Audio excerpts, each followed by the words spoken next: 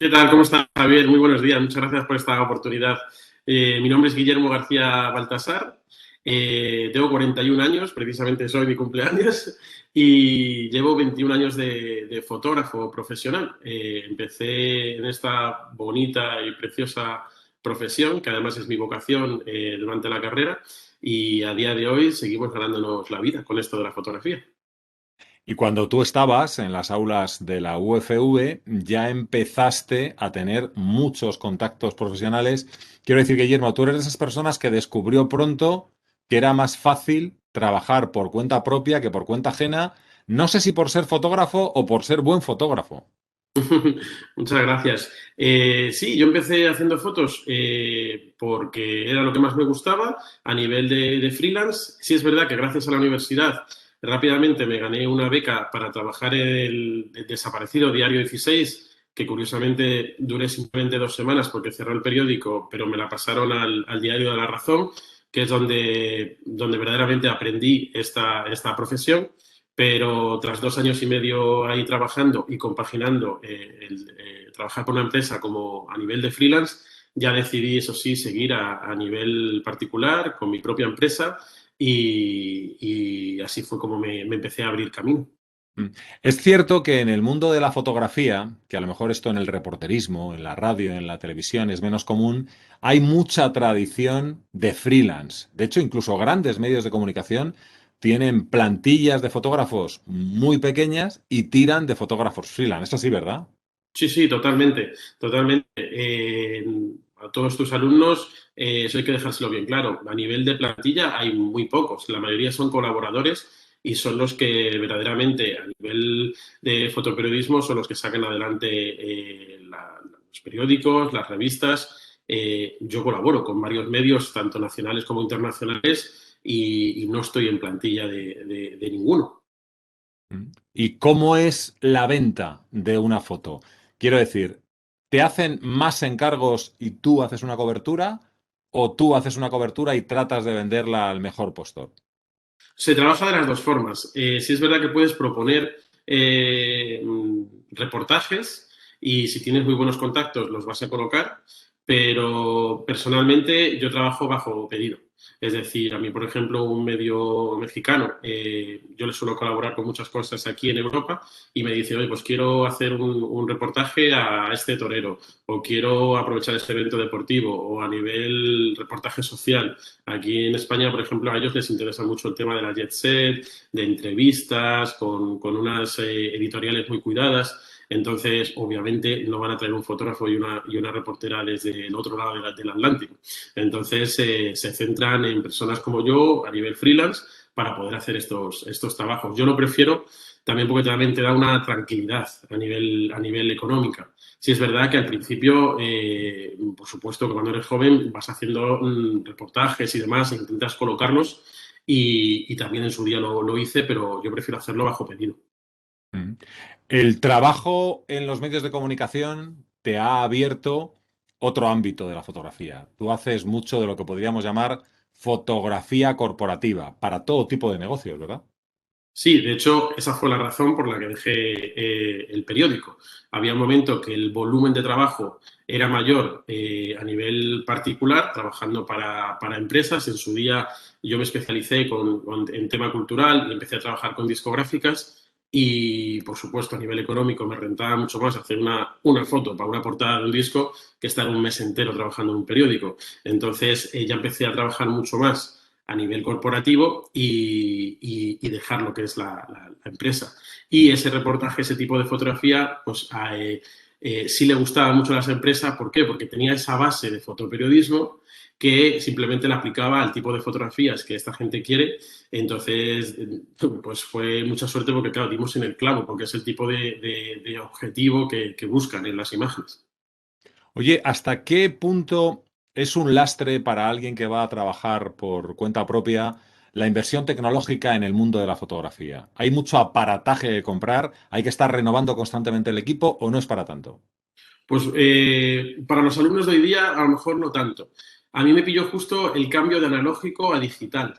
Tuvo sus pros y sus contras. Los pros, que verdaderamente aprendes a hacer fotografía sí es verdad que nosotros tuvimos mucha suerte de poder aprender en la era analógica, entonces el cambio digital al principio fue mucha inversión, porque recuerdo que las primeras cámaras no eran tan buenas. De hecho, uno de mis primeros trabajos, que fue la presentación de Savio Bortolini, cuando dejó y fichó por el Zaragoza, yo no tenía ni cámara digital y ahí fue cuando me empezaron a demandar de, oye, no, es que necesito las imágenes al momento.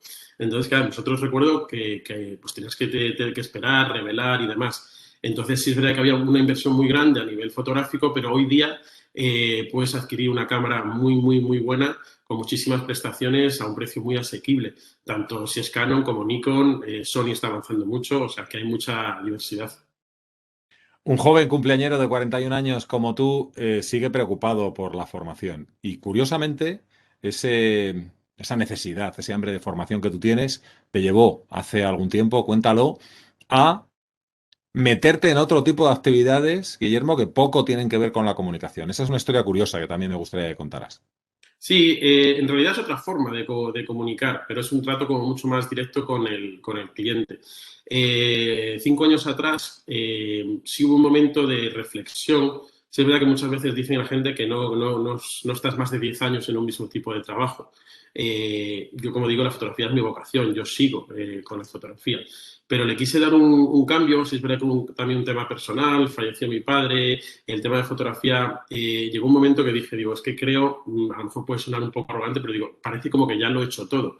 Y en el tema de Ujú. fotoperiodismo, es verdad que aquí en España vivimos ahí justo una época, al principio del 2010, 11, 12, que era muy repetitiva. Había muchos Ya. límites y al final decía una foto con un político, una persona con un micro. O sea, no me llenaba, no te dejaban hacer más cosas. Entonces, como yo estaba muy relacionado con el tema de eventos a nivel de empresas, muchos clientes me empezaban a pedir consejo, decir, oye, ¿qué puedo hacer para este evento? ¿Qué puedo hacer no sé qué?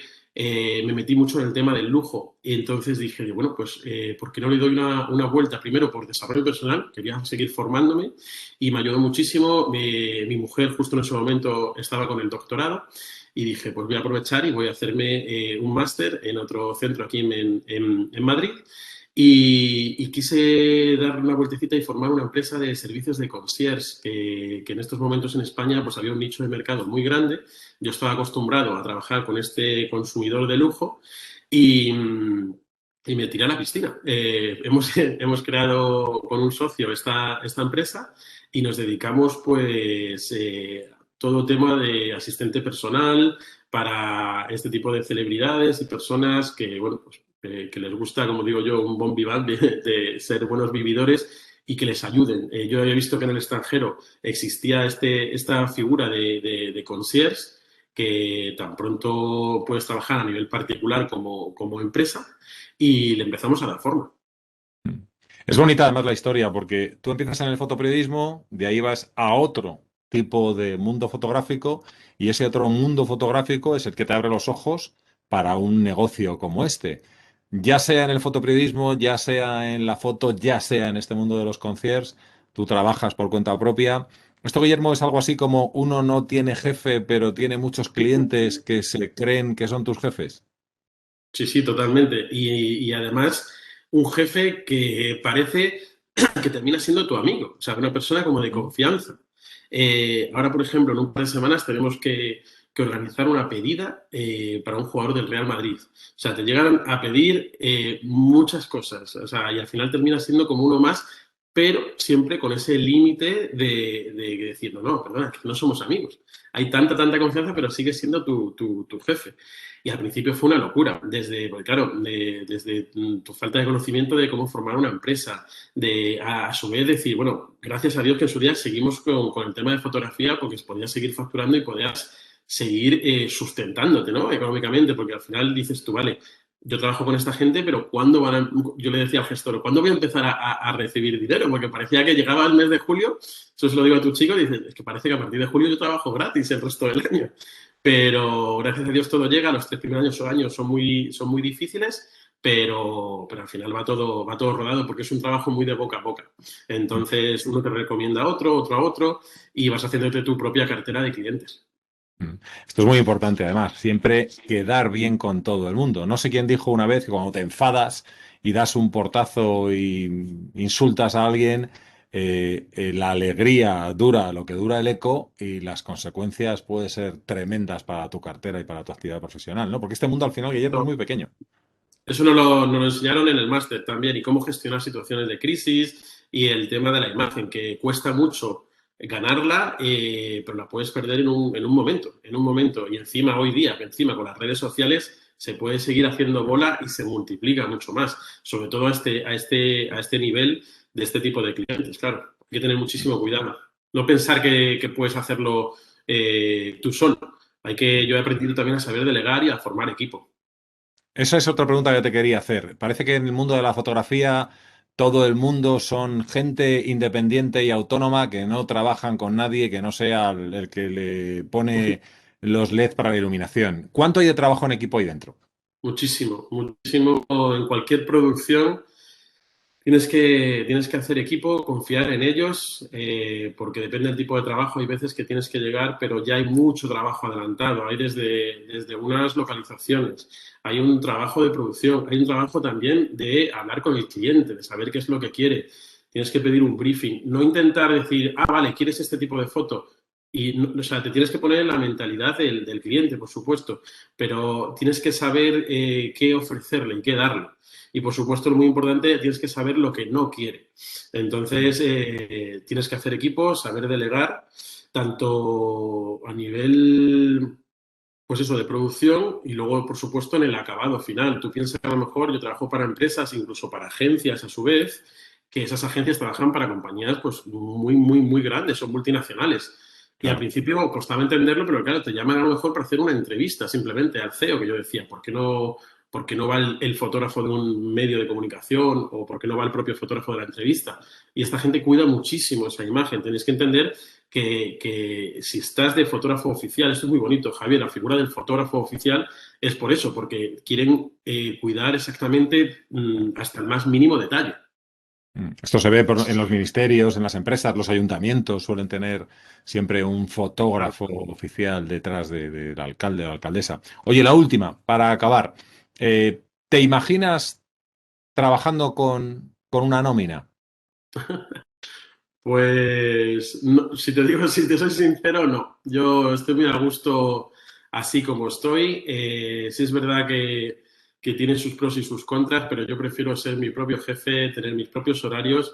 Sí es verdad que hay veces que no tienes mucho tiempo, sobre todo cuando ya, por ejemplo, en mi caso, si ya tienes una familia y demás, y estás pegado al teléfono las 24 horas. Pero bueno, si sabes gestionarlo y sabes conciliar tu trabajo con tu vida personal, no me veo con una nómina y prefiero seguir como, como sigo, Javier. Que emprendas muy bien los 41 como mínimo. Muchas gracias, Guillermo. Muchísimas gracias.